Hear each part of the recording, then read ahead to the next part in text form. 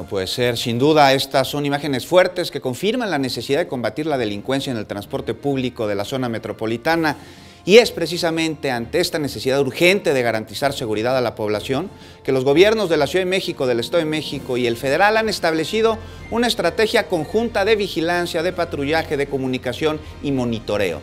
¿En qué consiste esta estrategia? Miren, entre sus principales acciones destacan la generación de acciones de prevención y difusión del programa, operativos de revisión para detectar si los delincuentes viajan en las unidades del transporte público, también la coordinación en tiempo real y monitoreo entre las cámaras de vigilancia en alcaldías y los municipios colindantes. Veamos.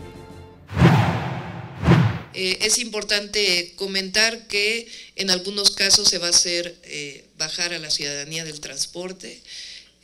Esto puede provocar pues alguna situación que no le guste a algún ciudadano, pero consideramos que es fundamental.